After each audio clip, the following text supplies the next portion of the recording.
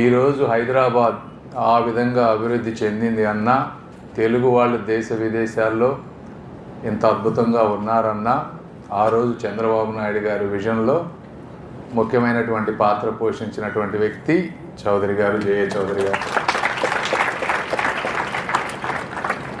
ఆయన ఈ వయసులో కూడా ఎంత ప్యాషనేట్గా ఈ ఇనిషియేషన్ తీసుకోవటం, మాట్లాడే విధానం కానీ, నా దగ్గరికి వచ్చిన విధానం కానీ, ఆయనకి సమాజంలో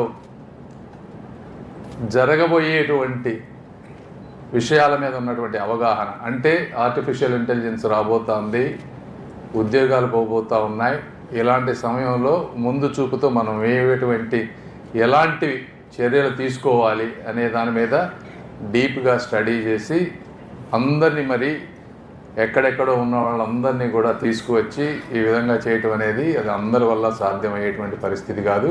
కాబట్టి ఇంకొకసారి మీకు ధన్యవాదాలు చౌదరి గారు. రెండోది, ఇక్కడ కాలిఫోర్నియా నుంచి వేరే ప్రాంతాల నుంచి చాలామంది వచ్చారు. వాళ్ళందరూ కూడా బాగా సెటిల్ అయిపోయారు లైఫ్లో, కావాల్సినంత డబ్బు ఉంది, ఆంధ్రప్రదేశ్కి రావాల్సిన అవసరం కూడా వాళ్ళకి లేదు.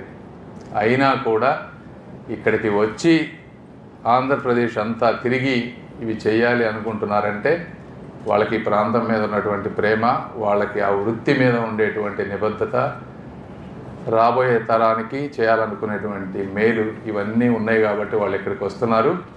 వాళ్ళు మీ అందరికీ మా గుంటూరు ప్రజల తరపున ఇంకొకసారి ధన్యవాదాలు చెప్తా ఉన్నాను. గట్టిగా మీరు అందరూ వాళ్ళకి చప్పట్లు కొట్టాలి. ఎందుకంటే గత 5 సంవత్సరాల్లో ఈ ఆంధ్ర రాష్ట్రంలో బహుశా ఇలాంటివి ఎక్కడా జరుగుండవు. మీరు అడగొచ్చు, ఇప్పుడు ఇవి ఎందుకు చేయాలి ఇలాంటివి అంటే దీనికి 3 ఉన్నాయి కారణాలు. గవర్నమెంట్ ద్వారా కొంత మాత్రమే చేయగలరు ఎవరైనా. నేను 3 నెలల నుంచి గవర్నమెంట్లో ఉంటే ఒక ఎంప్లాయీ పని చేయకపోతే వాళ్ళని తీసేయలేం, ఏమీ అనలేం. ఒకటి ముందుకు వెళ్ళాలంటే అంటే మా టెలికాం డిపార్ట్మెంట్లో సోషల్ మీడియా వాళ్ళు కరెక్ట్గా కాంట్రాక్టర్స్ పని చేయకపోతుంటే వాళ్ళని తీసి కొత్త వాళ్ళని హైర్ చేయాలంటే 6 నెలలు పడుతుంది. వీళ్ళని తీసివేయాలంటే 3 నెలలు ముందు నోటీస్ ఇవ్వాలి, కొత్త టెండర్ వేయాలి, ఒక ప్రాసెస్ ఫాలో అవ్వాలి 6 నెలలు. అదే నా కంపెనీలో అయితే కరెక్ట్గా 2 రోజుల్లో చేసేసేవాడిని. అంతే, అంత తేడా ఉంటుంది ప్రైవేట్కి గవర్నమెంట్కి. కాబట్టి ఇప్పుడు అమెరికా మీరు చూస్తే, అమెరికా ఈరోజు ఎంత ఫ్లరిష్ అయ్యి ప్రతి ఒక్కళ్ళు అమెరికా వెళ్ళాలని ఎందుకు అనుకుంటున్నారు? అక్కడ గవర్నమెంట్ ఉద్యోగాలు లేవు, ప్రైవేట్ ఎంటర్ప్రైజెస్ ఉన్నాయి. ఇలాంటి వాళ్ళందరూ కూడా కలిసి నిరంతరం పెద్ద పెద్ద కంపెనీలు పెడితే అక్కడ ఉద్యోగాలు చేరడానికి అందరూ వెళ్తున్నారు. కాబట్టి ఈ స్టార్టప్ ఎకోసిస్టమ్ అనేది ఏ కంట్రీకైనా కూడా లాంగ్ టర్మ్గా సస్టైనబుల్గా ఎంప్లాయ్మెంట్ క్రియేట్ చేయాలంటే అత్యంత ముఖ్యమైనది. ఆ ఉద్దేశంతో దీన్ని తీసుకొస్తా ఉన్నాం.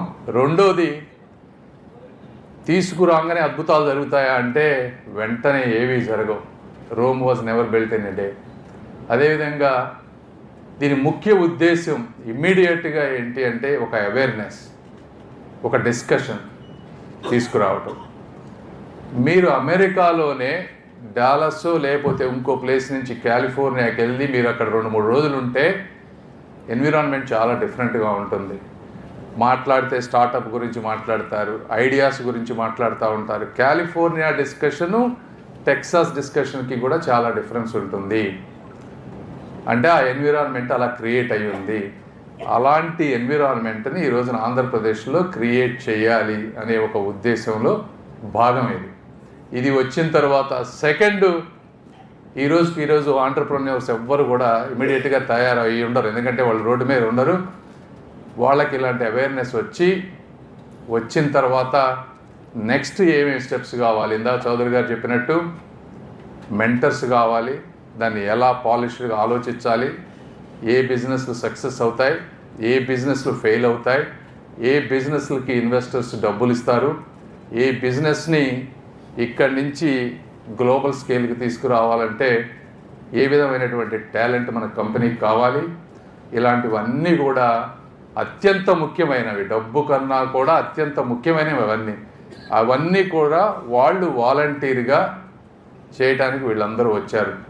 సో దీన్ని అవి కూడా వాళ్ళు కూడా ఎప్పుడు వస్తారంటే అందరి దగ్గరికి వాళ్ళు కూడా వెళ్ళరు.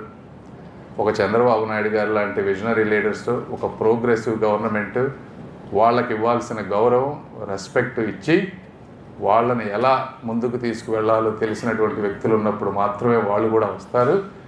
ఈ విధంగా వచ్చినటువంటి అవకాశాన్ని గుంటూరు ప్రజలందరూ కూడా యూనివర్సిటీల్లో ఉండేవాళ్ళు కానీ ఇంకొకళ్ళు కానీ ఉపయోగించుకోవాలి. ఎలా ఉపయోగించుకోవాలంటే ఇవి మాటలే కాకుండా ఆల్మోస్ట్ 250 crores ఫండ్ తోటి వీళ్ళందరూ ఉన్నారు. ఈ రోజున మన దగ్గర ఐడియాలు ఉంటే మనం కష్టపడితే డబ్బు అనేది ఎప్పుడు కూడా సమస్య కాదు. కష్టపడే వాళ్ళకి వద్దన్నా కూడా డబ్బు వస్తుంది. కాకపోతే మొట్టమొదటిగా మనం కష్టపడాలి, త్యాగం చేయాలి. చేసినప్పుడు మంచి మంచి కంపెనీలు వస్తాయి. ఇన్నోవేషన్కి కానీ కొత్త ఐడియాలకు కానీ హద్దులు ఎక్కడా లేవు. కొండల్లో ఉంటుంది, ఫారెస్ట్లో ఉంటుంది, డెజర్ట్స్లో ఉంటుంది, రూరల్ ప్లేసెస్లో ఉంటాయి. ఒక అర్బన్ ఏరియాస్లో మాత్రమే ఏవి ఉండవు. రూరల్ ప్రాబ్లమ్స్ మీరు అన్నట్టు ఇండియాలో 60% ఈరోజు rural economy. Indian government self help groups అని స్టార్ట్ అయింది. సెల్ఫ్ హెల్ప్ గ్రూప్స్ ద్వారా కొన్ని దాదాపుగా 10 కోట్ల జనాభా అందులో ఇన్వాల్వ్ అయి ఉన్నారు. ₹1,00,000 ఆదాయం వచ్చేవాళ్ళు 1,00,00,000 మంది ఉన్నారు. అందులో కొంత